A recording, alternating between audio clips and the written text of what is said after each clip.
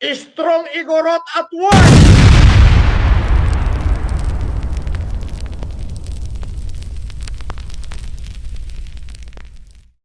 Gatas na gatas! Gatas na gatas!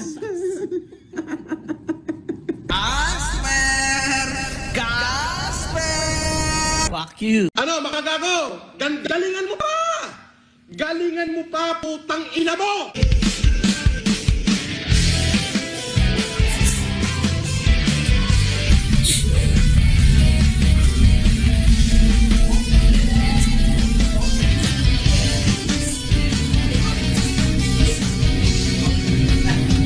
Tuwing sasabit ang dilim, nanunumbat yung maitim, nasaing na bigas at nagawang kalamay. Bigay ni Norman may kasama din na kalabasa.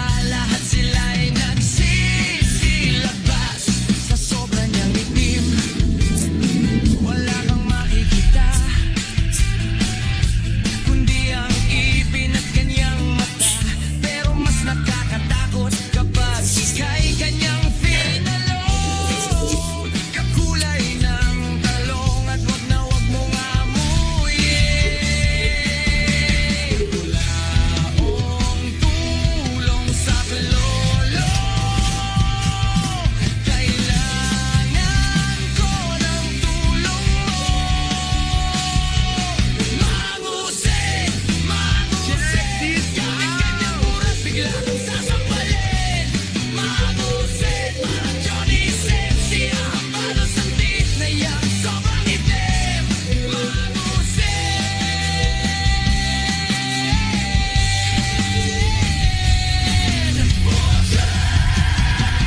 Tuwing sasabit ang dilim, nanunumbat yung maitim, nasaing na bigas at nagawang kalamay. Bigay ni Norman may kasama din na kalabasa. Lahat sila ay nagsisilabas sa sobra niyang itim. Wala kang makikita kundi ang ipin. Ports of Spain ba yan? Pero mas nakakatakot kapag ika'y kanyang pinalo. Kakulay ng talong at wag na wag mong aamuyin. Walaong tulong sa lolo. Kailangan ko ng tulong mo. Mangusig, mangusig. Gamit kanyang murat bigla kang sasampalin. Mangusig, parang Johnny Sins. Siya ang balot sa tit niyang sobrang itim.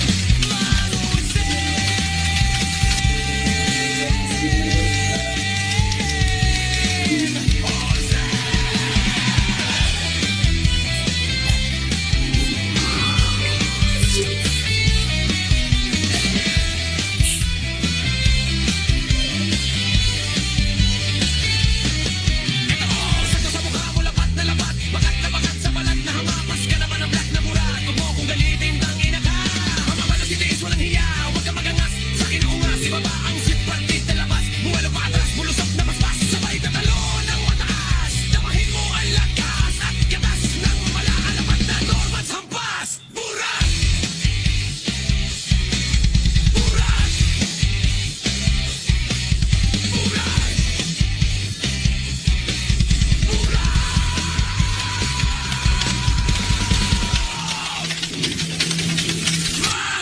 May pinampas ko ng titi sa mukha yun.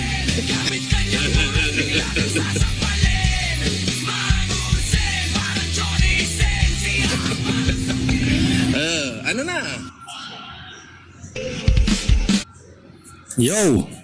Alright, mga ka-plastic. And this is me again, Big Sue. Right back at it again with another Norman Mangusing content. At isang dekalibre at gatas na gatas ang ating tatalakayin ngayong araw na ito o gabi sa inyong lugar. At ang tatalakayin po natin ay tungkol sa pagiging paranoia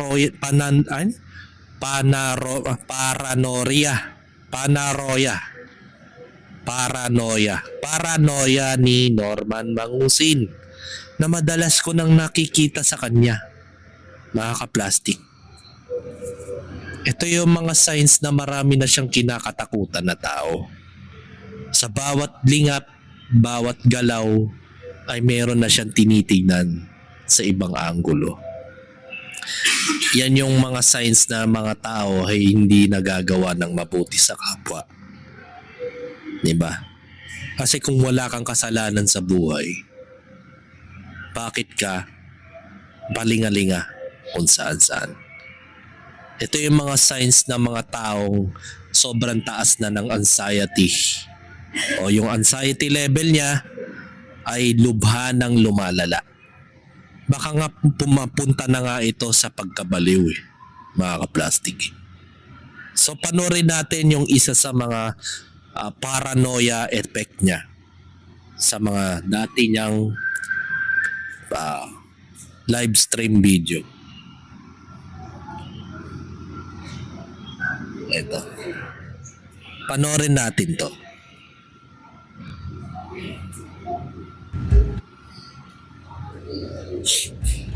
Boss, nasa likod mo si Pugenius, kakapos lang, ingat ka.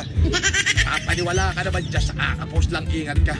Maraming nagpipicture sa akin, alam ko na yun. Nakabasa ko na yun sa GC nila. Doon sa mga nagpipicture, malaking bagay yan. Picture lang, post yun na sa GC.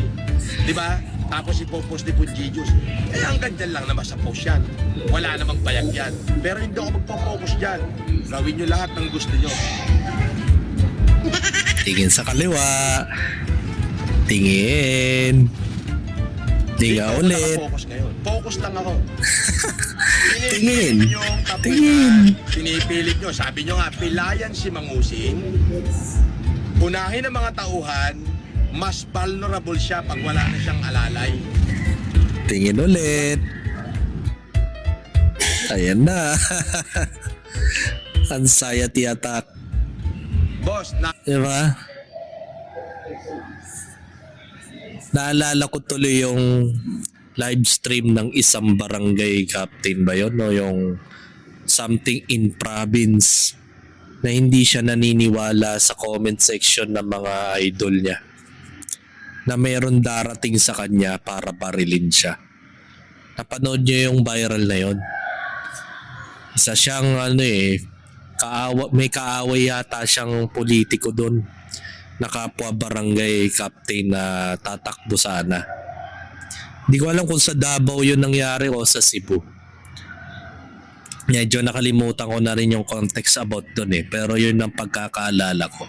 Hindi siya naniwala sa live stream kasi naglalabas siya ng mga baho ng kalaban niya sa politika. Ngayon, nung mini-message na siya o na nagko-comment na yung mga nanonood sa kanya sa live stream na umalis ka na dyan sa pinagda-live streaman mo. Mayroon darating dyan na isang grupo na babaril sa'yo dyan. Hindi siya naniwala. Patuloy pa rin siya nagla-live stream about dun. Hanggang sa umabot sa punto na may dumating na nga at pinagpapatay siya. Tinamaan ng baril. Pero yung may bumisita sa kanyang isang matandang lalaki na yun, hindi man lang tinamaan ng baril yun. Palagay ko kasabwat yun mga kaplastik. Baga nagbigay yata ng signal yun na katunayan kung nandun pa yung taong papatayin nila. Mga kaplastik. So kung ako sa iyo Norman Mangusin, magpapaniwala ka rin sa mga nagko-comment sa iyo sa live. Baka mamaya hindi mo alam, binubulaga ka na ng NBI. Diba? Ito pa po, may isa pa po. Andali ha. Ito, panoorin natin to. Ito, saan ba yun? Ito ba yun?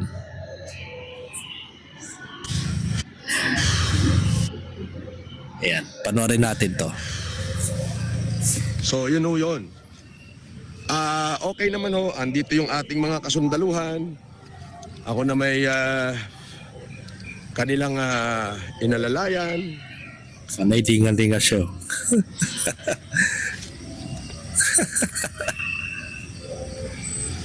Ako naman ay Wala. kanila inalalayan. Talaga ho namang ito po Ayun na. tested pa rin hanggang ngayon itong lugar na ito. Pero mga kapatid, makikita nyo ho sa schedule ay talagang Na naman siya. ah, talagang marami hong papasalamat sa inyo.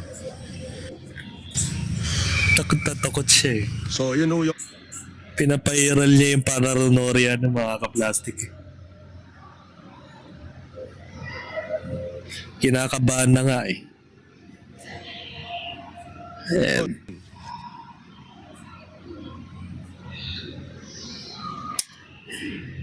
Andali ah. Ito. Mas maganda to mukhang eh. natataranta ka. Mukhang natataranta ka na, makabaho. Makagago. Oh, di ba? Idol, bisita ka naman sa Alicia.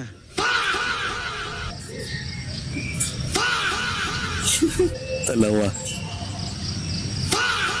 Tatlo. Ah. 4, 5. Mm. 6, 7, 8, 9, 10, Mm. 11, 12, 13.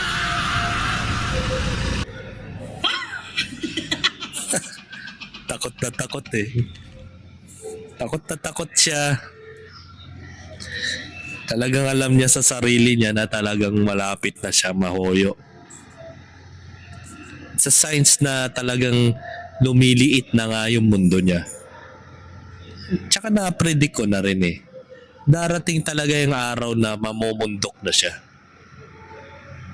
At subukan mo na lang magano. Ito ang tip ko sa'yo, Norman Mangusin ha, kung nanonood ka man sa akin. Subukan mo nang manirahan sa kuweba. Mag-imbak ka na ng sandamaknak na pagkain doon. Total, nasa probinsya ka na rin lang, di ba? Magkaroon ka ng survival mode. Magtayo ka ng kalan doon sa loob ng kuweba. Maghanap ka na ng malulalaga kang higaan at mga damit mo doon. Doon ka na magtago habang buhay. Hanggat hindi ka pa nabubulok. Di ba?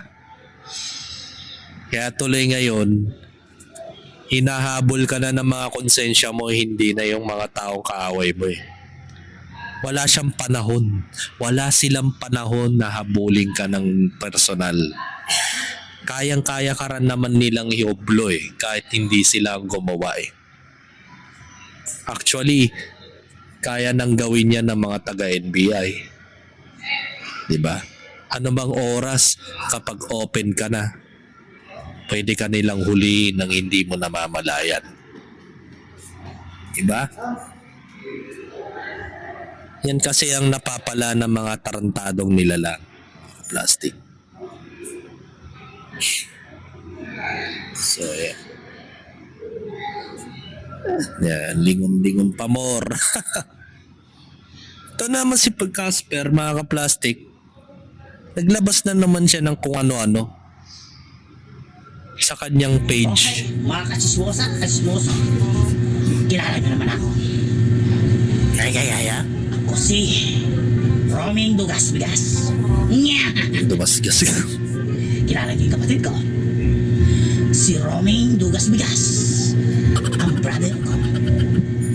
Ngayon sa aking nababalita, ang aking kaibigan na si FLM Mayaman Challenge. Nya! Absolved na sa Supreme Court. Talaga ba? Di ba? Ibig sabihin, may angas, may tigas, may tira. Ikaw talaga Roming Dugas. Nagbayad lang ng 30 mil. May tira na daw. Si Raulo. Pipiliin mo naman yung pakabanata mo. Ba naman. Eto, sa aking nababalita, nagbila siya sa Supreme Court. Alaim yun, di ba? Gano'ng katikas si FLM. Kaya ikaw, brother Roming Dugas, ay magbago ka na. Hindi yung natugas ka na, tumitira ka pa eh. Oh, eto naman, sa sinasabing wala. Wala ka bang utak, Casper? Bakit yung mga sinasabi mo kailangan mo pang basahin sa cellphone mo? Diba? Gagawa ka na nga lang ng acting portion, may kodiko ka pa. Tagalog na nga lang yung sasabihin mo, hindi mo pa kayang kabisaduhin. Gusto ko naman, Casper. A-acting ka na lang, kailangan pa meron pang cellphone na kodiko. Hindi mo ba kaya mag-opinion gamit ang utak mo? Talagang napag-aalatan nga kayo talagang naob-ob ng amo mo. Pasikat ka na nga sa social media, mali-mali pa yung opinion mo. No warrant. Hindi nagkaroon ng warrant. So ibig sabihin, ang lahat ng mga binibigay ninyong fake news ay walang katuturan. Talaga ba? See you later, alligator. Puro mongoloid. Ay, sorry. Eto, may isa pa siyang video.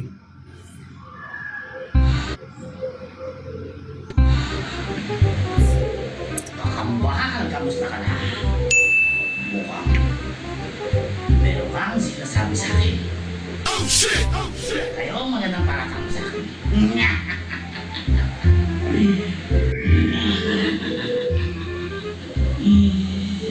Romen. Balita ko, hindi naman ka daw, Romen. Tinamaan ka sa mga sinasabi ko. Nasasaktan ka ba, Romen? Sinasabi ko sa'yo, Ano pa? sabihan mo pa akong gusto mo Romen magpa-gratis tayo. Alam ko, na ang dugo ko ay dugo. Pero ikaw, Romen, malamang, ang dugo mo may halong bigas. Ang dambong sa bigas. Alam mo, Romen? Sasabi nito. Mukhang tinatamaan na yan, Romen. Kala ko ba walang iyak? Pero tinatamaan ka yata, Romen. Ha? Tinatamaan si Romen. Inuulit ko. Nag-dentist tayo. Alam ko, sa sarili ko, dugo. Ang dugo ang lalabas sa akin. Pero ikaw, Kailan pa nagkaroon ng drug test na dugo? Casper, tinatanong kita kailan pa magda-drug test gamit ang dugo? San lupalop po nakita yon? San lupalop na hospital o kahit drugs o kaya medical clinic na kapag nagpapadrug test ka, gagamitin mo dugo? Imbento ka rin no? Para kang mong ay nako, mahirap pagsalita ng ganun. Kasi yun ang tingin ko sa kanya. Bakit ang dugo niya ay dugo? Kasi dugo daw ni The Kings, dugo daw may halong bigas. Anong pinagsasasabi nitong taon to? Yun na lang ba ang kaya ng argumento mo? Ni maski sa debate, matatalo ka. Baka sa simula pa lang ng opinion mo, wala ka ng kwenta.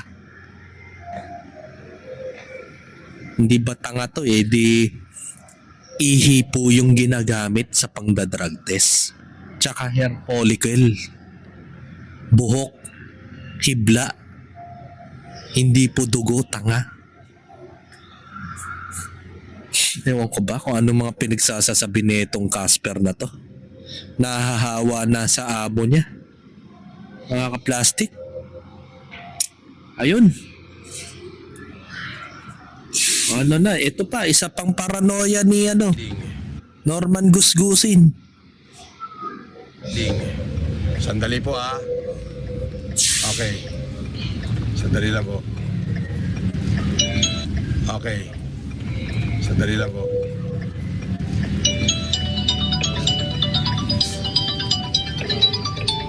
Alam mo yung tinatawagan niya, obvious na obvious nagre-ringtone sa likod niya. Isa signs of anxiety po yan mga ka-plastic, na hindi na niya alam kung sino yung taong tinatawagan niya. Gagawa na lang ng eksena, napaka-ob-ob pa. Ikaw ba naman bumiyahe ka ng buong maghapon eh. From Isabela to Metro Manila. Walang pahinga, walang tulog. Talaga magkakaroon ka nga talaga ng anxiety yan. Diba? Alam mo yung tinatawagan niya si Casper.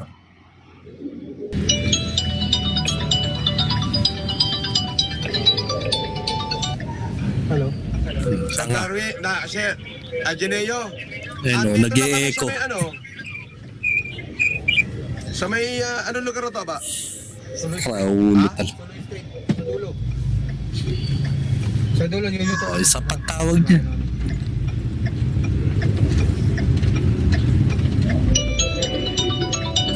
Tanga. Hindi, ikaw pala yan eh. Putik na. Diba? Sandali nga. Raul. Tumitindi na yan saya tinibugok.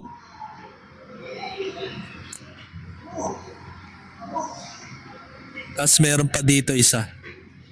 Eto. Gonzales! Isa signs din to ng anxiety mga ka-plastic. Yung tipong kauhubad mo lang ng sapatos. Tapos biglang hindi mo na naalala kung saan mo nailagay. Yan yung isang mga signs ng mga anxiety ng isang tao. Na parang hindi mo na alam kung ano yung ginagawa mo sa buhay. Wala ka na kasing tulog. Wala ka ng pahinga. Tapos iniisip mo pa yung sandamakmak na problema mo sa buhay. Diba? Mamaya pababasahin natin yung opinion ni Makagago na sana hindi niya ginawang magdemanda. Hindi sana aabot sa ganitong punto. Kung nagtrastukan na lang sila sa social media at wala nang demandaang nangyari. Ito, panoorin natin itong video muna na ito. Isang katangahan ni Norman Mangusin. Pero mo, Pilipino, dito nagpadala siya ng 125. Kasi isang medyas ko. Diba? Medyas ko. Ayun na. Ako na nga yung sapatos ko puti. Casper, takboy mo nga. Takbo ko ng medyas doon sa, sa sapatos ko puti. Hindi nga, wala nga eh. Nalaglag eh. Wala, kuha mo ko na dyan sa sapatos na puti. Dukutin mo. Umandoan niya si Casper parang no, batukan talaga. Na kapag sumuway, pagagalitan niya ng gusto.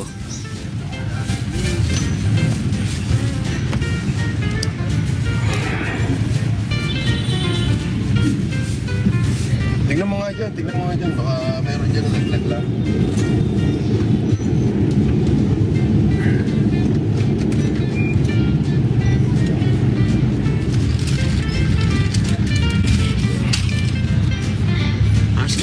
May kahuhubad ko lang na sapatos eh.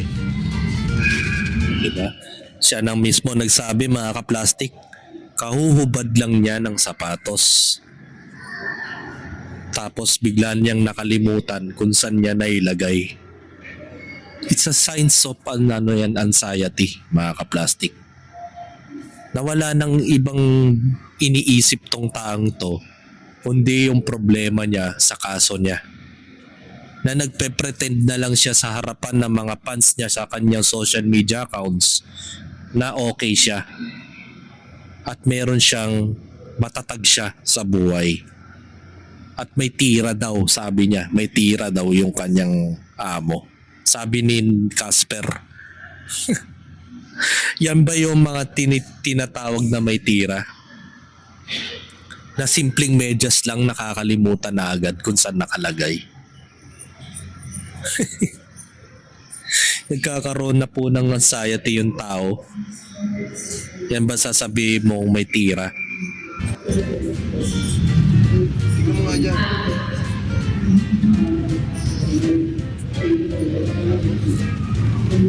Ay, mawala yan. Kami dyan. Wawang nila lang. Dyan. Tignan mo dyan. Aligaga na to si Norman lang.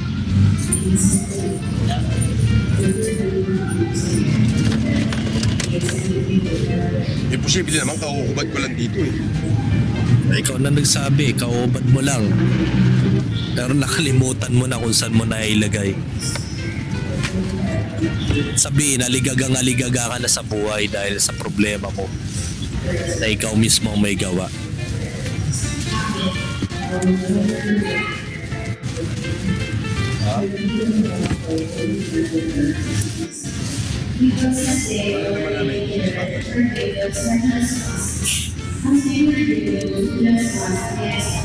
Dali ah.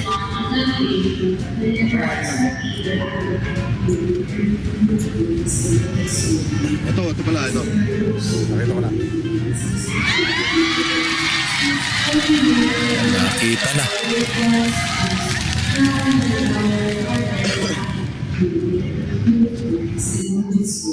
Ito yung sabi ni Makagagawa at Sapman. Nakaka-plastic.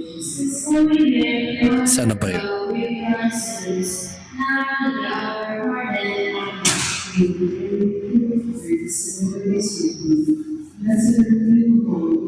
Hanapin ko lang yung video. Holy Mary, Mother of God, pray for us sinners, now and at the hour of our death. Amen. Glory to the Father, to the Son, to the Holy Spirit, as it was in the Ito po yung sabi ni Mark Jason Warlacolahewa sa kanyang post. Na kung saan ay kung pumayag na lang sana si Kulaong na mag-boxing kayo sa isang event na siya mismo, si Makagago, ang magpo-promote, kumita na siya ng milyong-milyong salapi. Hindi pa siya nangging ganito kalamog, mga kaplastic. Yun yung kanyang opinion about doon sa nangyari. Kaya nga siya pumunta nung nakaraang taon sa kanyang bahay sa BF Homes sa Las Piñas, na ang pakay lang naman ni Makagago doon ay lumabas siya at pirmahan yung waiver na sinasabi ni Norman Mangusin. Ngayon, para pag napirmahan na yung waiver na yun, doon na matutuloy yung kanilang boxing o suntukan na siya mismo ang mag-o-organize. Kaso ang problema, itong si Norman Mangusin, gumawa na naman siya ng kung ano-anong kwento, kung ano-anong propaganda, kaya umabot sa punto na ganito ang nangyari. Sino ba ang unang nagdemanda? Si Norman.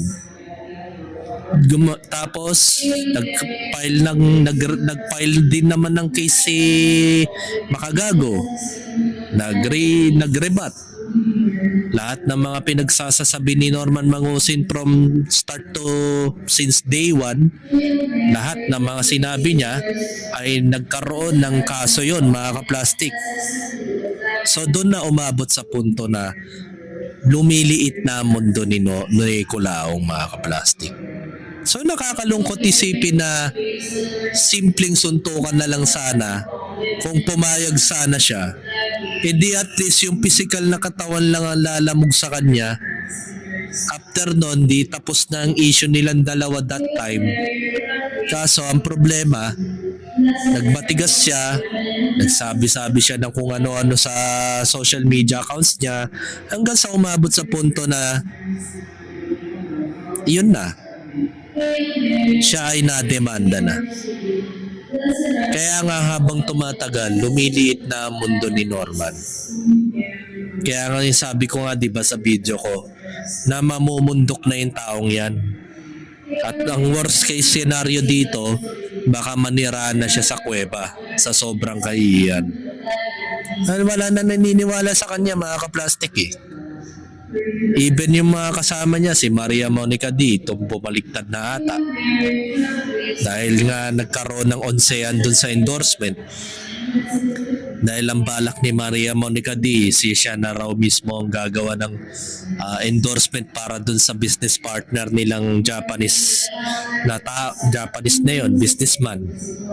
Kaso ang problema, parang hindi yata natuloy. At the same time, na-demanda rin to.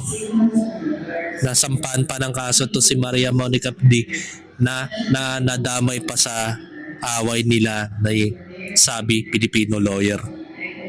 Mga ka-plastic. Kaya na napapala ng mga taong dumidikit kay Norman Mangusin. Nakikita nyo naman yun eh. Naikikwento naman yun ng mga dating 14 vloggers ni Norman eh. Tapos hindi pa kayo naniniwala hanggang ngayon nagpapagamit pa rin kayo. At yun, dito na nag-e-end up ang buhay ni Norman. Kaya nagkakaroon na siya ng paranoia o anxiety, di ba? Na isang uri ng anxiety yung paranoia na yun.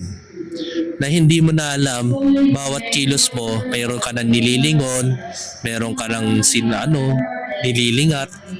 Kasi natatakot ka na sa possibility na mangyayari sa'yo.